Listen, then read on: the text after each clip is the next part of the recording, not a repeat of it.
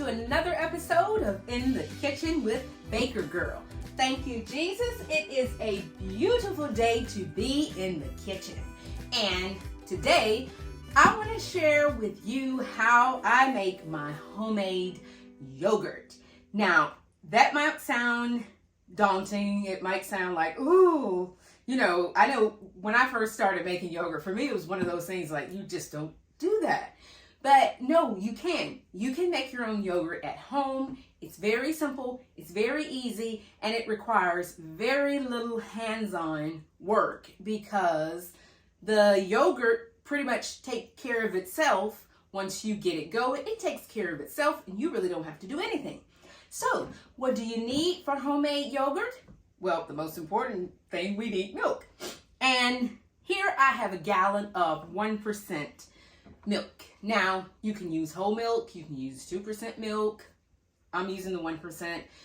I wouldn't use fat-free milk because then you get a really thin yogurt. So 1% to me is absolutely perfect.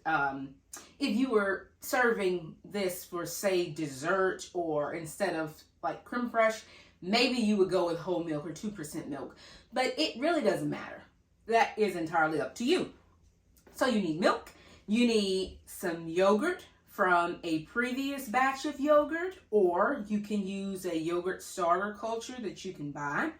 But if you save a little bit of yogurt from your previous batch of yogurt, or you can buy a small container of plain, unsweetened, unflavored yogurt, you can use that to get your first batch of yogurt started, and then always save a little bit of your previous batch to add to your new batch. It's kind of like sourdough starter, where you take some of it, you add it to your dough, you feed, and then you put the starter aside. Well, yogurt kind of works the same way. You need a spatula for stirring. You need a thermometer to measure the temperature of the milk while you're bringing the milk up to the correct temperature. Now, here I have a candy thermometer or a deep fat fryer thermometer. And that works because all I have to do is just stick it in my pot and I can walk away. Or you can use one of these instant read thermometers. This is what I used for a long time before I actually bought that one. It works just fine. You want to bring your milk up to 180 degrees. So that's why you need a thermometer. Now, no worries if you don't have a thermometer. You just want to watch your milk. Your milk will be steaming. It should not boil, but it will be hot and it will be steaming. And then you can pretty much guess that that's the correct temperature. If you go a little over 180 or a little under 180, don't worry about it. Your yogurt will still turn out perfectly. And you need a large pot. Now, I'm using the insert from my Instant Pot Pro model, which can go on the stove. And it says on the bottom of it what surfaces you can use this pot on. It's perfect from stove to Instant Pot. Now, that's only with the Instant Pot Pro model. So if you just have a regular Instant Pot, just put your milk in a regular pot and that works just fine. And I'm going to talk a little bit later on more about Instant Pots and which models I prefer for yogurt making. You can make yogurt in any type of Instant Pot. You can use a slow cooker to make yogurt. You can use your oven to make yogurt. And I'm going to talk about that a little bit later. Also, I'm going to talk a little bit about I guess you could say, the health virtues of yogurt and why I prefer yogurt over sour cream, or in some cases buttermilk, because of the health benefits, and also it's a little bit lighter than sour cream and some buttermilk, but I'll talk about that later as well. So let's go ahead and get started. Now, I have my Instant Pot here, and I'm going to run some cold water on the inside of it. What that does is that stops my milk from scorching at the bottom of my pot. Now, no, you're not going to crank the heat up to high and walk away, but you can still get a little bit of milk solid sticking at the bottom of the pot. And if you run some cold water in the bottom of your pot, and this goes for if you're making anything with milk that needs to be heated to a little bit of a higher temperature. You can use an ice cube, or you can use cold water. Like if you're making a custard or something like that, that is a good tip, and it means your milk won't scorch. So I'm just gonna pour my milk right into my pot. And I'm making a gallon of yogurt using a gallon of milk. You can do a half gallon. You don't have to do an entire gallon. We use quite a bit of yogurt around here because, like I say, I use it instead of sour cream or buttermilk. So I prefer to make a little more, but a half gallon works just fine. And the method is just the same, whether you're making a gallon or a half gallon or 2 gallons. The method for yogurt making is the same, so don't worry about that. You don't have to change anything. I'm going to clip my thermometer onto my yogurt. So I got it in. And my milk is ice cold out of the fridge, so it'll take it a few minutes to come up to temperature. Now I'm going to go over to my stove, and I'm going to put this on the stove at a medium heat, and I'm going to bring my milk temperature up to 180 degrees. When my milk reaches the temperature of 180 degrees, I'm going to turn off the stove, and I'm going to let my milk, I'm just going to let it sit for a few minutes. You don't have to worry about the temperature dropping, because the temperature will begin to drop, but it will take it some time. Now, you want to heat your milk slowly. You don't want to rush it. Now, and I have learned this the hard way about trying to speed things along and hurry up. And this is one spot where you do want to let your your milk take its time to come up to the temperature, because the slower you heat the milk and the more gently it comes to 180 degrees, the better texture your yogurt will be. It'll be more creamy.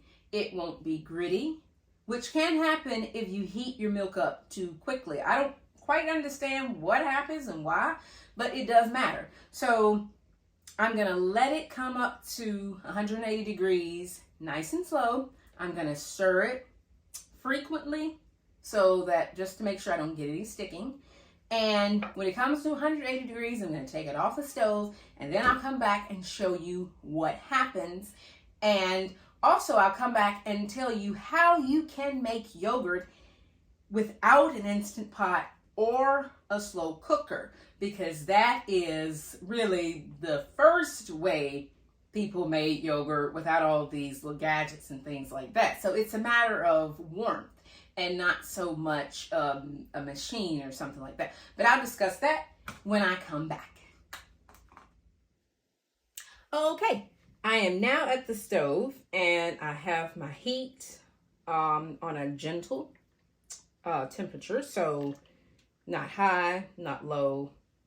And my milk is now at 120 degrees. And remember, our target temperature is 180 degrees.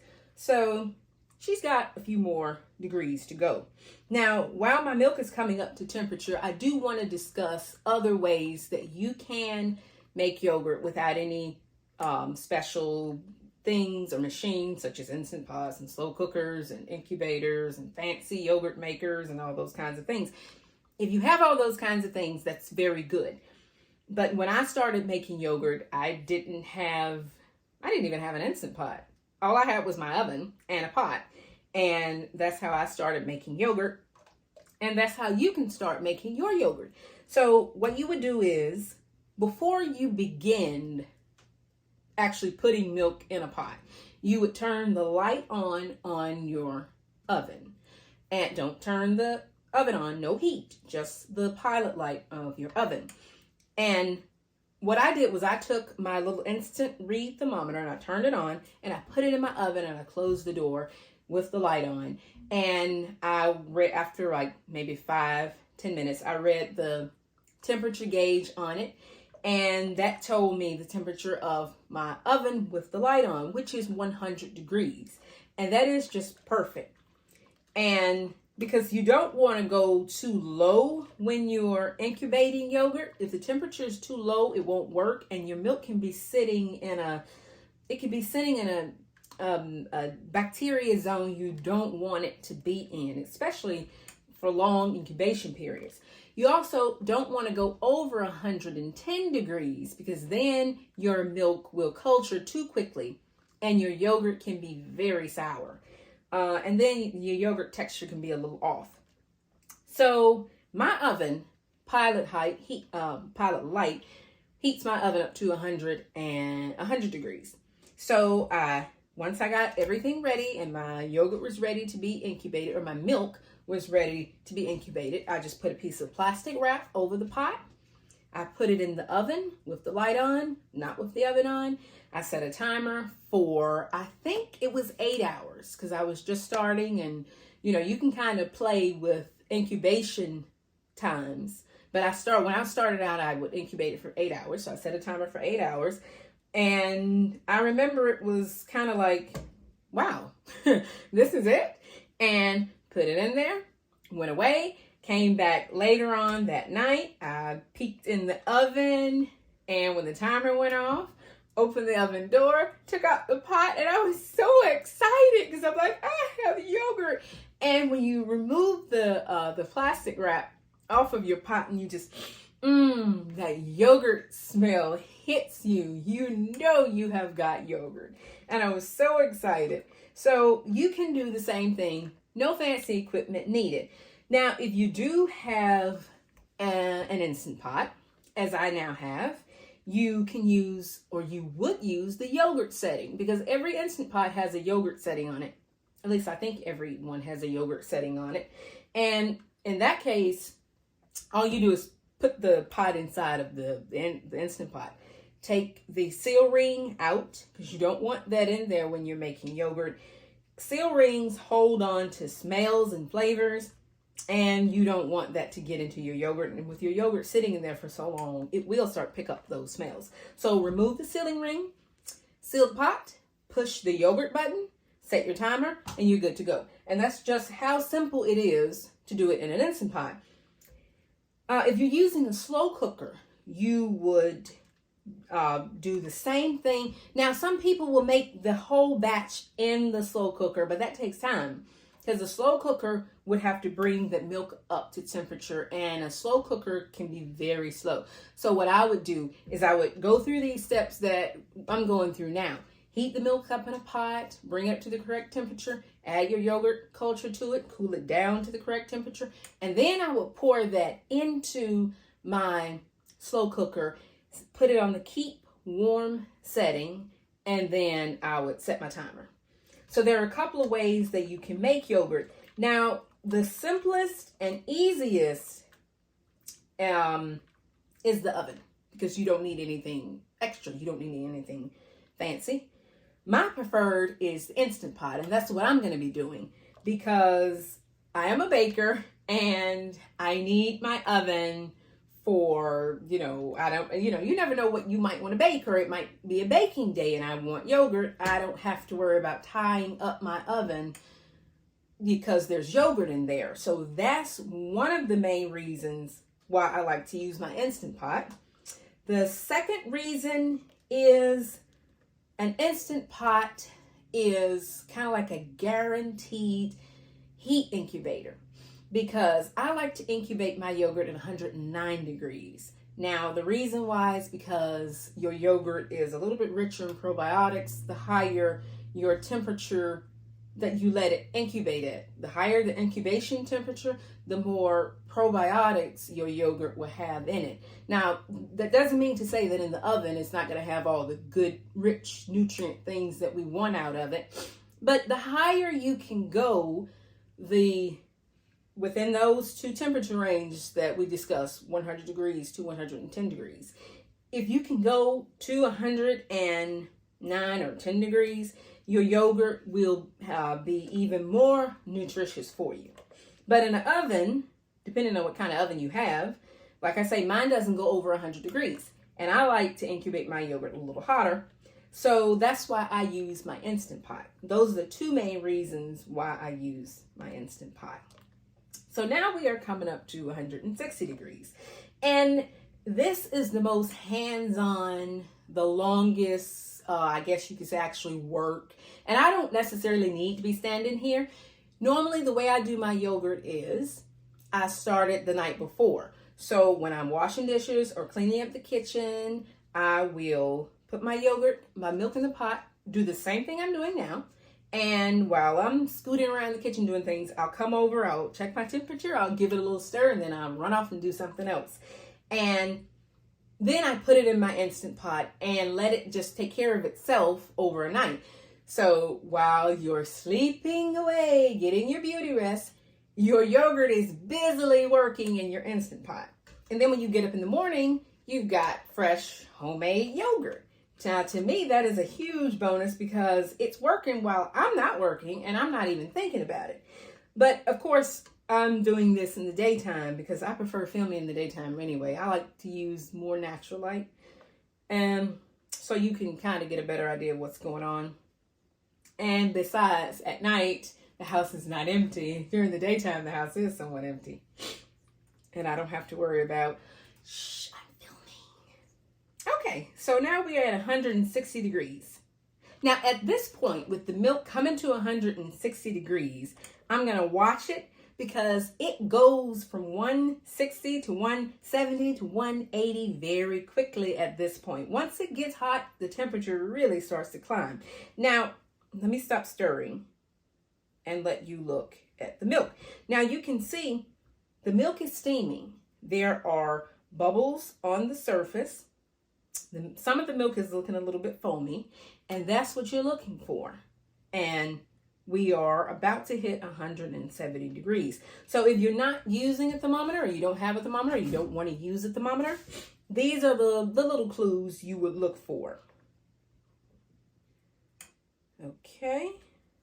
And another reason why I enjoy making my own yogurt, besides the fact that it's way cheaper, besides the fact that it's, simple, it's something that our ancestors did, because yogurt has always been a byproduct. If people had cows or they had goats or they had sheep, yogurt was a staple in people's diets because dairy animals give a lot of milk and you need to use that milk. But another reason why I like to do it is because I like to make as many things myself as I can. Buying things from the store is it's always a good, it's easy, it's convenient, and that's fine. There are those convenient things that we all like to buy at the grocery store. Maybe ketchup, maybe hot sauce. Somebody who, making your own hot sauce can be a little tricky. Picking up a bottle of hot sauce is a blessing. But those few little things that we can do ourselves, that we can, even if it's just, you try it just a few times, to learn so we don't forget how to go in the kitchen and make our own food. We don't get to, I guess you could say, too far away from the kitchen because, it's easy to buy those things at the grocery store, but it's good to know how to do it yourself. All right, it's almost at 180 degrees. Almost getting there. We are at about 176 degrees right now. Now, since I have an electric stove, in a minute or two, I'm going to actually turn it off and let it stay on the heat. And the temperature will come on up to 180 on its own. Yep, there we go. All right, turn the heat off. And like I say, you can see the bubbles in the pot. The milk is steaming, but it isn't boiling. And we are at 179 degrees. And you may say, Sarah, why go through all this? Why not just buy some yogurt at the store? Yeah, you can do that. I did that for many years. But I always think if God blesses us with the health and the ability and the knowledge to be able to do something ourselves, even if it's a small thing, such as making your own yogurt or making your own butter, making your own bread. Those small things add up to big things because you feel like you've accomplished something in a day. No, you don't have to go out and have cows and sheep and horses and plow with mules and all those things. If you do, that's good.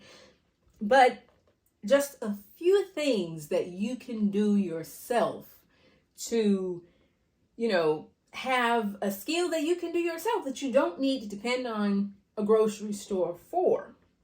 Buying your own hot sauce is good. I buy hot sauce. I buy ketchup from the store.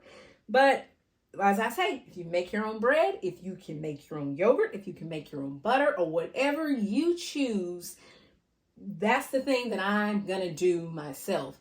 Pick something that you can do yourself. Those little steps. Maybe choose to start making your own homemade biscuits.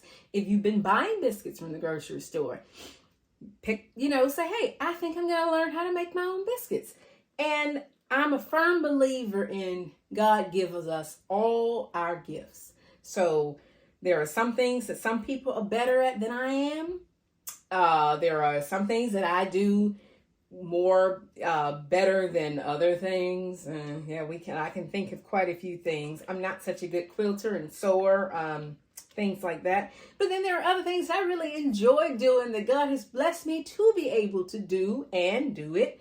I hope I do my best at it. So pick those one or two things that you choose to do or to make yourself out of your own kitchen, and you'll be surprised at how good and accomplished you feel, because she's like, oh, thank you, Jesus, I made my own yogurt.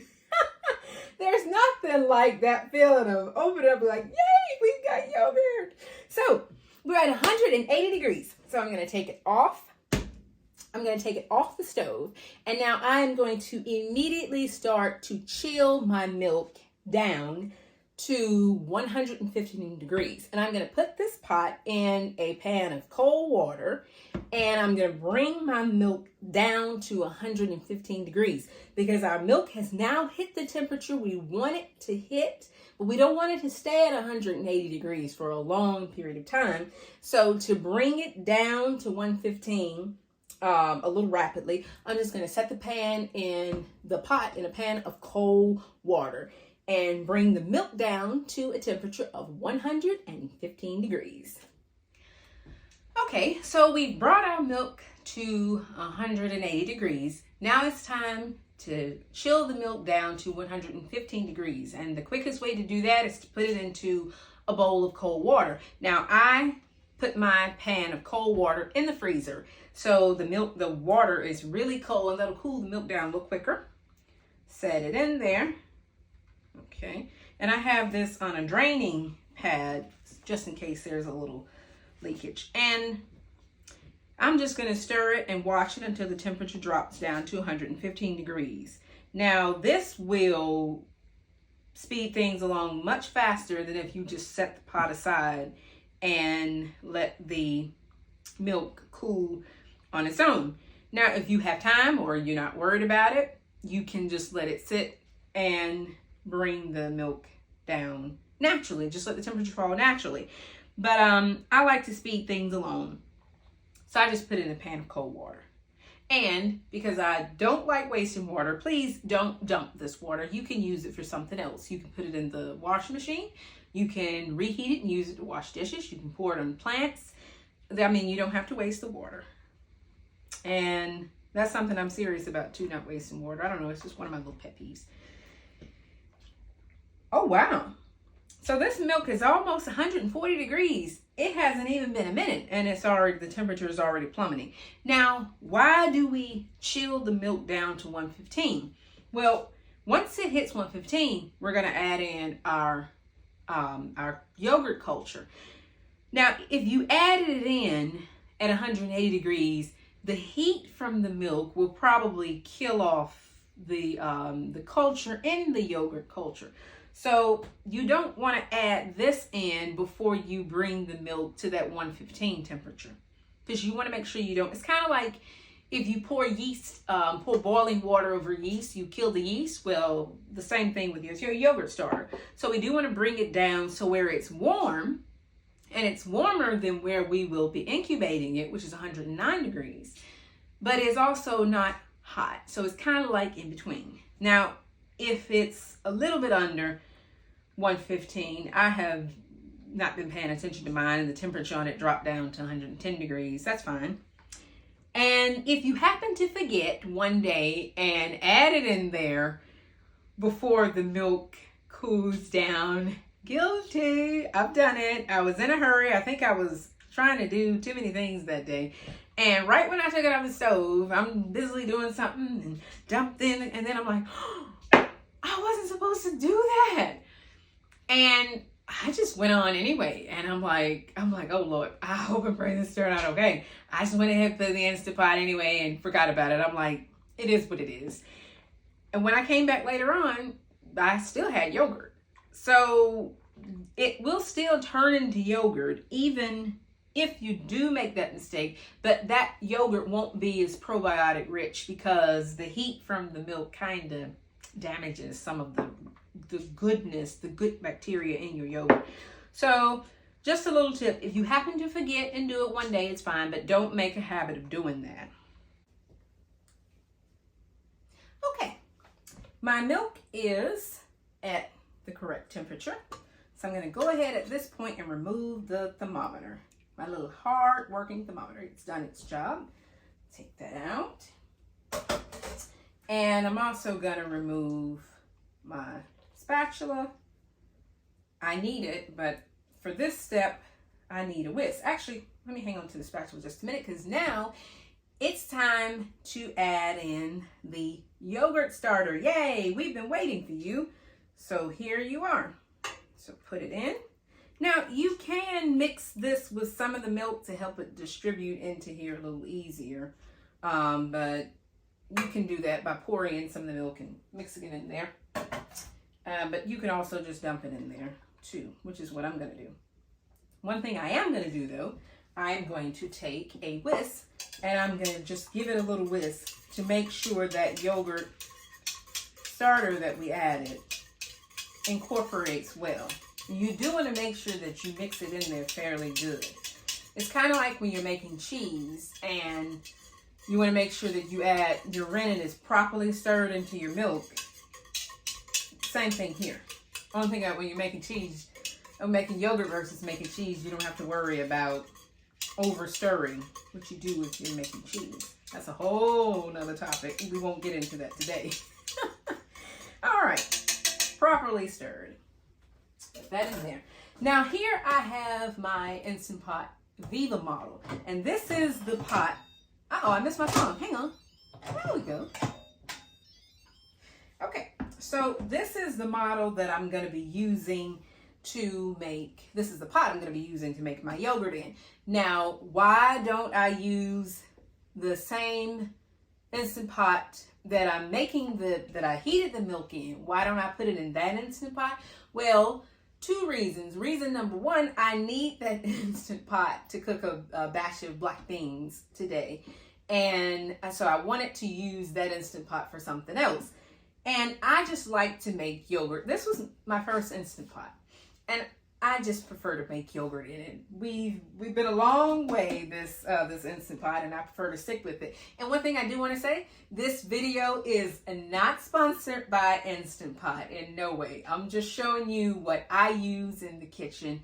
If you have some other model or some other type, you can use whatever you use. Like I say, if you use the pot, same concept. So I'm going to go ahead and pour my milk into my Instant Pot here.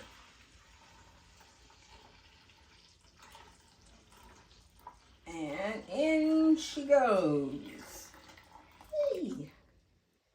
There we are. And you can see no scorched pots. So that cold milk, the cold water tip really does work because the pot didn't scorch. And also too, we brought it to temperature rather slowly. Let me bring this over to here. So now we have the milk inside of the Instant Pot. I remove the seal ring. As I said earlier, you want to make sure you take that out. And now you just seal the pot. And the pot is sealed. Now, see if I can do this. If I can do this backwards, or at least the opposite way. So I want to, where's my yogurt setting? Here's my yogurt setting. So I want to press my yogurt setting, and this Instant Pot is already set up for 9 hours because that's what I already have programmed in here. So I don't have to fiddle with any dials. It's already set. All I do is push my yogurt button. It's going to beep.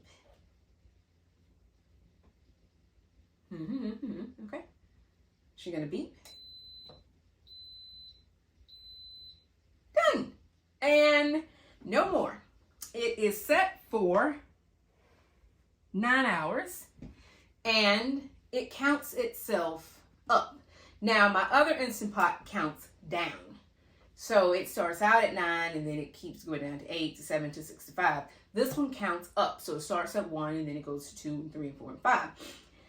Now you're going to hear your Instant Pot click from time to time. That's just it.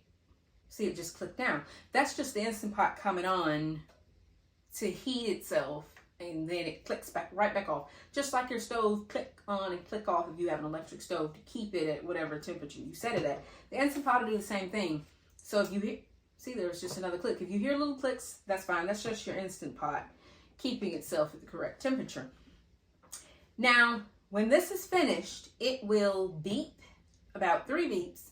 And then the display screen will say yogurt. And that is how you know your yogurt is done. So if you do this, say in the morning, and you come home that evening, if you no longer see a countdown on the screen and it says yogurt, then you know it's done. Now, I don't like to open the lid once I seal my milk into my Instant Pot. I don't like to open the lid because condensation builds up in here. And sometimes when you're opening it, all the condensation's running back down inside the pot. And then the more you open it, the more the temperature drops. Just like when you open your oven and you keep peeping, is it done? Is it done? Well, you don't want to keep peeping in your Instant Pot either. So there's no need to worry about what's going on in here. The yogurt is busily culturing itself. So at this point, we don't have to do anything but wait for the 9-hour time mark to be up. And when it's done, we will have yogurt. So like I say, for me, this will probably be coming out at around midnight, maybe a little bit later than midnight. And so what I'm going to do at that point, when the Instant Pot beeps and my timer is up, I'm going to take my pot out of my Instant Pot and take the insert out. And I'm going to put just a little piece of plastic wrap, or you can use a large glass plate, or if your Instant Pot came with a lid, you can put the lid on it and immediately put it in the refrigerator because you want to start chilling down the milk. What that does is just like when you're boiling eggs and you take them out of the hot water and you immediately plunge them into an ice bath.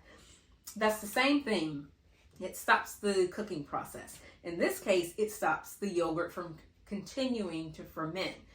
So if you forget, like I said earlier, how I forgot, and then, it's fine. But you do want to start to cool it down as quickly as possible. And if it's an hour over or 30 minutes over, it's no big deal. But depending on the flavor that you like, you want to start cooling the milk down because the longer it sits in here and ferment, the more tangy and sour your yogurt will be. So when this comes out tonight, I'm going to take it out. I'll put a piece of plastic wrap over it or a plate. I'll put it in the refrigerator. I'll let it chill down. And when we come back, Lord willing, tomorrow we will have yogurt. Welcome back. So, day 2 of our homemade yogurt making. I've had my coffee, and while my Instant Pot was busy, now my Instant Pot, my yogurt finished last night at exactly 11:52. I heard it go beep, beep down in the kitchen. It'll make a little alarm when it goes off. And after 9 hours, at that point, I took the insert out of the Instant Pot. And immediately you want to start chilling your yogurt down. You just put it right in the refrigerator. Or you can put it in like a tub of ice water or something like that. But I just set mine right in the fridge. And lift off the lid. Careful, collect the water.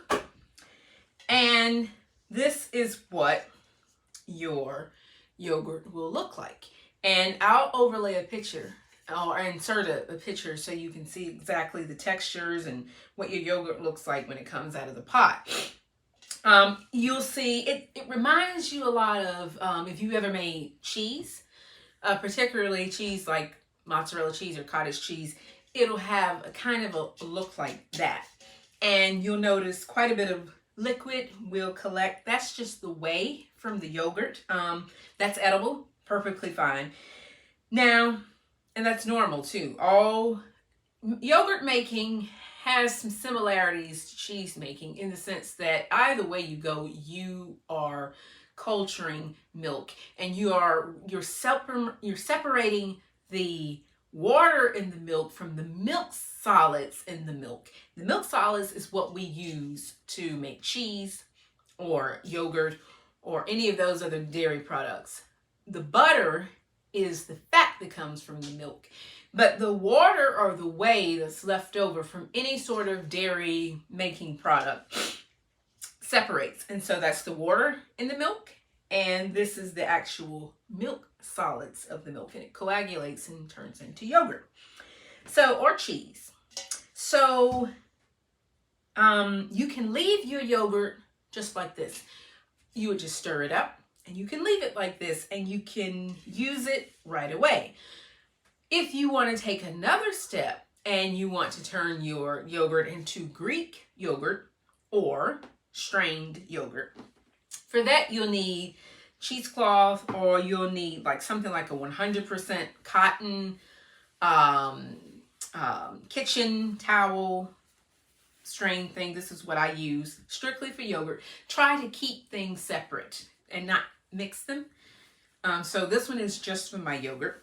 Now, I prefer the cotton towel. And by the way, you can use a bandana, clean, new bandana. Anything that's 100% cotton. The cheesecloth works better than the 100% cotton towel. The reason why is the cheesecloth allows a little bit more of the whey to expel from the yogurt faster because it's not quite so tightly woven. So, you know, cheesecloth is 100% cotton, most of them are. And they have tiny holes, and that allows more whey to be expelled from your yogurt. But I prefer the towel because I save the whey, and you get a much cleaner, clearer whey if you strain it through with the 100% cotton towel than if you use the cheesecloth. Now, if you don't, that's not a big deal to you.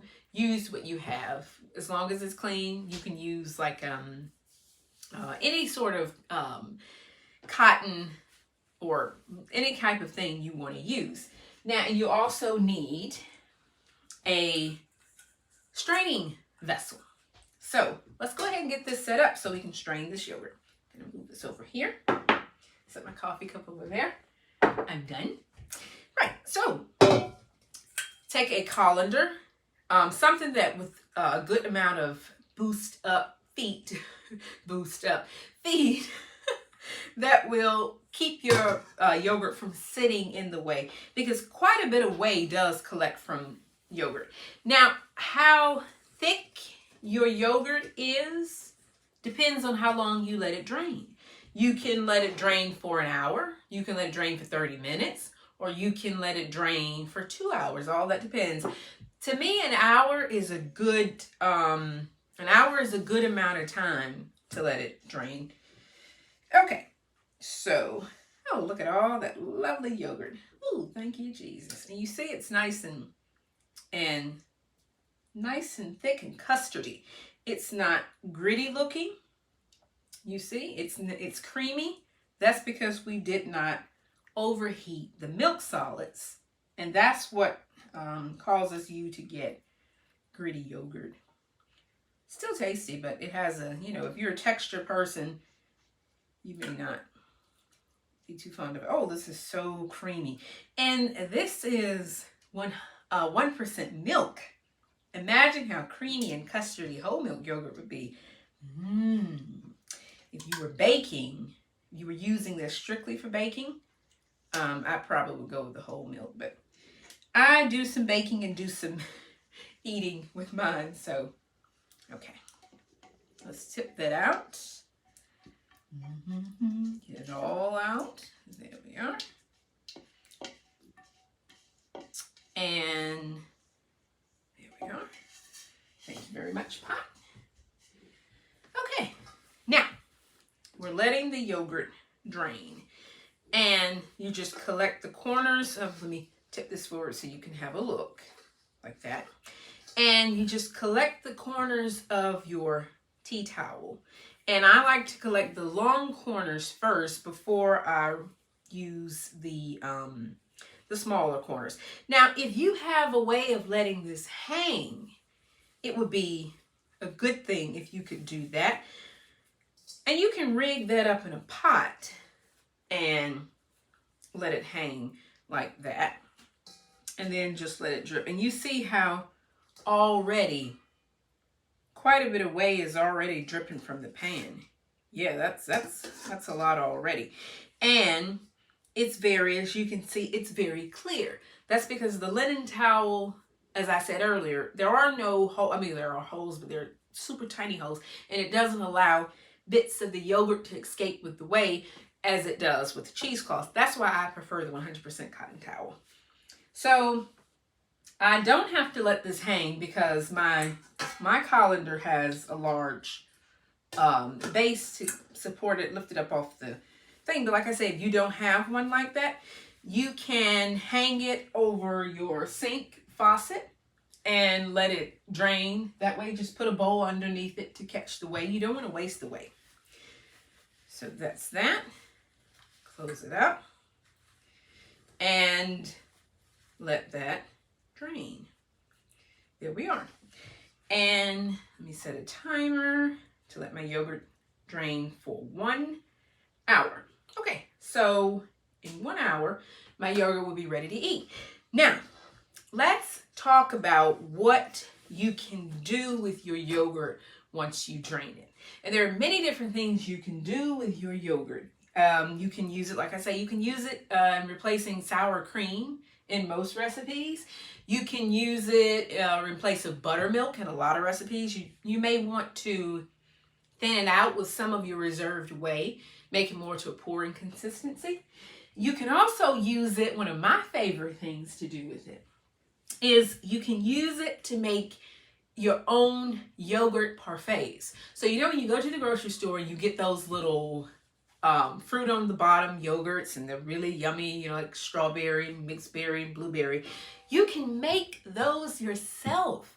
All you need to do is put some fruit on the stove. It could be fresh fruit, it could be frozen fruit. Put some in a pot, add a little bit of lemon juice, as much sugar or as little sugar or no sugar as you want, and let it cook kind of on a high heat until it gets all nice and thick and jammy. Let it cool. And then spoon some in the bottom of your jars. These are little canning jars. These are little dessert cups that I like for, you know, like if you're having pudding or something like that. Now, this would annoy some folks. They're like, hey, it's so tiny. But if you just want like a little small dessert or a little something, this is a nice size for me. If you you can also put granola, homemade granola in the bottom. So you can put granola and fruit and yogurt, or in that case, it would be fruit, granola, and yogurt. And you screw the lid on. You can keep these in the refrigerator. I like to make a lot of them and put them in the refrigerator. They're ready to go. All I do is just grab one on the go, grab a spoon. You can put it in a lunch box or a lunch cooler or whatever you have. Put it in the refrigerator at your work, and it's already ready to go. And you have a delicious, healthy snack that's not only tasty and good for you, but you save money too, because those little yogurt containers can be a little expensive, and also you're buying and throwing away all those little plastic containers. And you can empty one and refill it, and empty and refill it. So that's one good thing you can do with your yogurt. Now, if you are adventurous, and I suspect that you are, you can make yogurt cheese. And yogurt cheese is as simple as letting your yogurt drain completely. So for this, instead of letting it drain for an hour, as I'm doing, I would let it drain overnight. Now, I've made a delicious yogurt cheese for spreading on toast or bagels, whatever, Anywhere you would use cream cheese or goat's cheese, you can use yogurt cheese. So let your yogurt drain completely. To help it, you can put like a little weight or something on top of it. Maybe like, a can, those jumbo cans of canned veggies or soup or whatever. Put that on it, put it in the refrigerator, let it drain completely. And then once it drains, you will lose about, 2/3 of your volume. So if you started out with this amount, after it finished draining, and you can see this is already drained considerably just in the short amount of time that we started, this has already drained a lot. So it will lose most of its volume because you're draining away so much of the liquid, and then it will start getting a little dry-like. And at that point, you just tip it out of the cheesecloth. You can put it in inside of a piece of plastic wrap, and then you can roll it up and cut it into slices. You can take that log and you can roll that log into herbs, spices, nuts, like a cheese ball. You can do that. You can do what I do, and I'll take my yogurt cheese and I'll add some spices. I'll add sometimes some cumin, some smoked paprika, some salt and some pepper, some dried herbs, some fresh herbs, some parsley. Mix it up in there, a little bit of salt, a little bit of pepper, stir it up really, really good. And that's delicious to spread on bagels or toast or as a dip. It's really good, and it's also really healthy. And you can make a sweet yogurt cheese. Just instead of the spices and the herbs, you can add a little honey, some grated lemon or orange zest. You can throw in a little bit of homemade jams or marmalade, stir it up in there. And I like to store that in these little cups. And if you're having breakfast, you can bring one out, slice up your homemade bagels, toast them up, spread on either your savory yogurt cheese or your sweet yogurt cheese, and you've got something that's really delicious and healthy. And it's also affordable because depending on where you are, a half a gallon of milk can cost you between $2 to, whatever price milk may cost around you. In some cases, some of our milk at some stores, I think Walmart or Aldi, a gallon of milk can be $1.50. I mean, half a gallon of milk, not a gallon, half a gallon of milk can be $1.50. And think about how much savings those yogurt containers cost, way more than that. And you're getting good stuff because it's just milk. It's nothing but milk. And an added bonus, the whey that you collect in this pot, and I'll show you the whey. The whey is delicious for baking. So if you're baking, say, cornbread, and you just want a really simple, quick, easy, throw it in the skillet, put it in the oven cornbread, you can use the whey instead of buttermilk. You don't even have to use any milk for your cornbread. I've made many cornbreads with just using the whey and the eggs and melted butter and all those things, and it's delicious. And it tastes just like I use buttermilk. That's because the whey has all of the flavors of the yogurt just without the milk solids.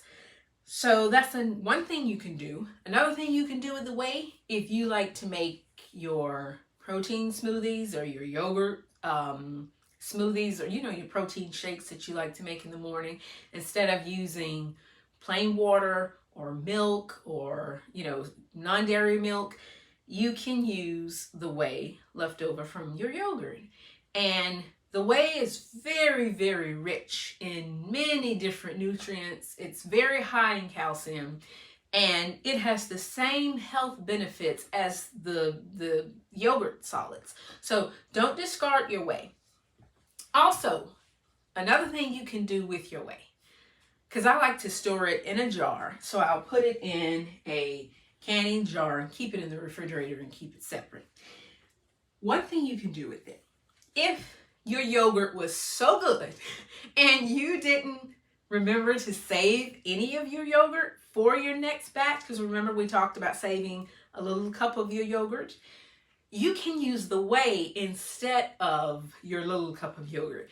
So just I would use maybe like a 1/4 cup of the whey and add it into your milk the same way you would add your little reserve cup of yogurt, and it will inoculate and coagulate your yogurt just the same. So that's another thing you can do with whey. Very delicious and refreshing, and so good for your tummy.